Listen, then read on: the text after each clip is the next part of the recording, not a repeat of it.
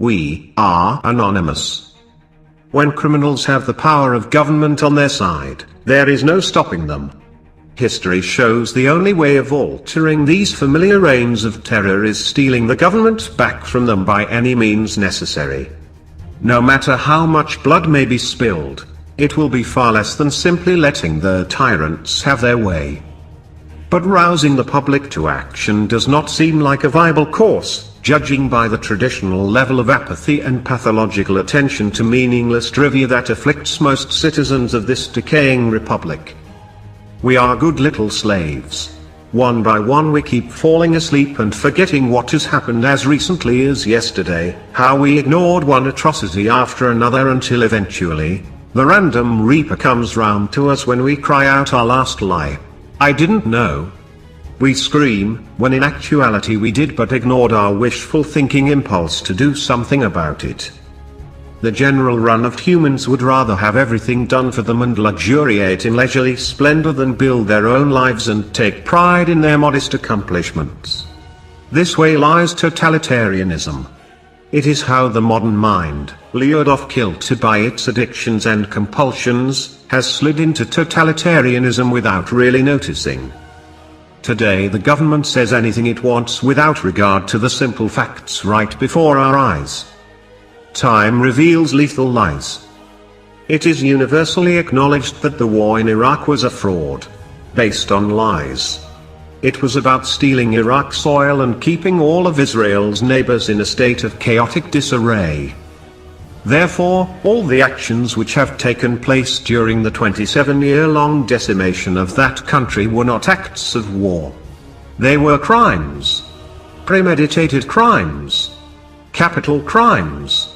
And the people, no, the psychopaths, who committed these criminal acts of war must be held accountable for them, or there is no genuine rule of law anywhere in the world, which unfortunately might be our real-life situation. It is well past time to dematerialize the cynical media shield that has protected these evil men from prosecution by perpetrating the lie that they were acting in the best interests of the country when in fact they were not. They were acting in the best interests of the men who were bribing these feckless gophers to do their bidding. Which means it was about the oil cartel and the criminals, assuming they're not one and the same. Everything that can be said about Iraq can be said about Afghanistan, which has become America's longest running war. Needless to say, in a country with real laws and genuine judges, all of these people who haven't already been executed should have started serving long prison sentences years ago. The criminal masterminds who are responsible for 2 million murders in Iraq, 600,000 in Libya, 500,000 in Syria, and many thousands more in Serbia, Pakistan, and any other country who tries to impede the objectives of big oil, big pharma and other Monsanto-like parasites out to kill off most of the population, need to be punished for their deeds.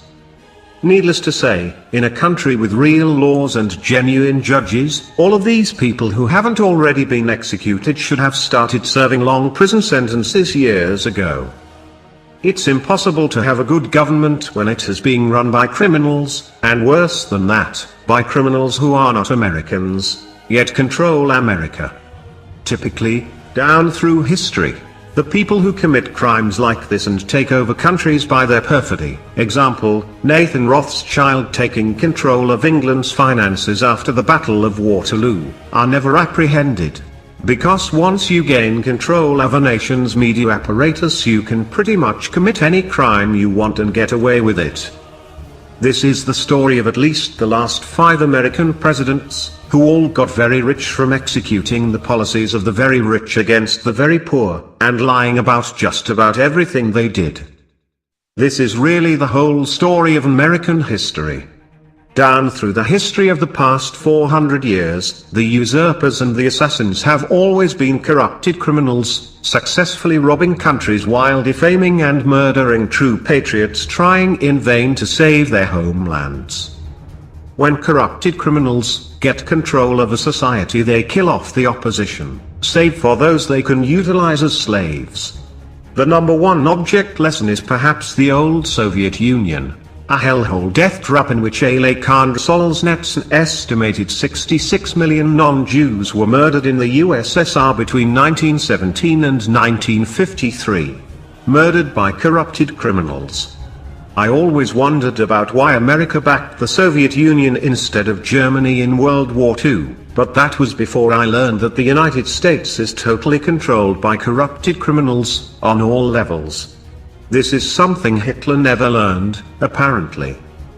These criminals, special emphasis is on white Christians, whom they seek to make extinct so as to replace them as the alpha dog of the human species. The war against Syria has cost the lives of at least 300,000 Syrians. It was planned by the United States and its NATO partners and financed by the Gulf monarchies. If we're supposed to be the #1 enlightened beings on the planet, why are we going around robbing and killing each other, which incidentally is the main plank of the Jewish philosophy, along with betrayal, causing diseases, penal mutilations, and beheadings? How much of America's criminal behavior throughout the world, creating one's own enemies to kill one's own people is the worst crimes of all, is due to criminals' influence, and how much derives from the basically savage nature of our country's original inhabitants. But humanitarian acts will not happen with this government because each member of it is motivated by profit, which necessitates the lies they constantly tell. We make airplanes disappear from the sky, frequently, when one of the passengers has information revealing crimes of the power elite. The great leaders of history have always been the greatest criminals. In modern times, these so-called great leaders like Churchill and Roosevelt, or George Bush and Barack Obama, have added an extra wrinkle to the hero formula. Their exploits are totally based on lies that are fed to and believed by a gullible public. Maybe it has always been that way. Maybe every era is about the rich strafing the poor, who eternally clamor in vain for justice. Maybe this is the permanent human condition. The closest we can get to the truth is faith. Often this attempt may be misplaced. Then the thing we worship is exactly what destroys us. Yet without the truth of faith, we are consigned to a hopeless oblivion. Happiness and contentment do not lie that way. It might be too much to ask to demand humans try to treat members of their own species like they would members of their own family. But unless we at least try to do that, we have no hope of ever being truly accountable to our own consciences, no matter what lame excuses we trot out to justify our own self-serving behavior. Without adequately reconnoitering the damage we have done to ourselves and others by our reckless behavior, we have no hope whatsoever of charting and creating a truly healthy and realistic future. The only reason to criticize anyone else is to prevent a crime from occurring or continuing to occur. This is what opposition to the criminals is all about. It's not about hatred. It's about the crimes the governments constantly commit against the whole world, crimes of extortion, robbery and mass murder, the poisoning of the world through Monsanto, the stifling of our minds through moribund media, all turning us into compliant robots who have no clue about how we are being used and abused. They must be held accountable, or the spark of humanity will be snuffed by the ultimately fatal chemical light of the homicidal mania. These purveyors of perversion turning everything upside down and stealing everything from everyone to the benefit of no one but themselves. I am constantly trying to figure out why we are destroying ourselves, and pinpointing a corrupt belief system as the engine of our demise. And always remember, the American dream is not that every man must be level with every other man. The American dream is that every man must be free to become whatever God intends he should become. We are anonymous.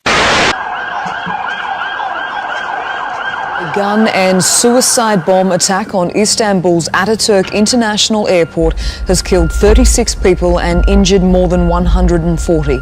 Shortly before the blast, 3 gunmen with AK-47 rifles exchanged gunfire with security guards outside the airport's international terminal. Let me start by once again commenting on the horrific terrorist attack that took place yesterday in Istanbul's main international airport, which is one of the busiest airports in the world. The prayers of the American people are with the people of Turkey, the people of Istanbul, and all those who were affected by this terrible crime. Over 120 people. 2 bombs went off Sunday in the capital city of Baghdad. Against an orange sky, dazed shoppers and first responders sifted through twisted and charred wreckage. Well, the death toll from one of the deadliest explosions ever to hit the Iraqi capital Baghdad has now exceeded 200. The third mass terror attack carried out by the terror group in the last week. Faith-based movies are doing well. They're very interesting. They're movies I want to sit around and have my kids watch. I've made my son and daughter watch it. I didn't have to make them. They liked it. And yet Hollywood still goes to the gratuitous violence, sex, and everything else.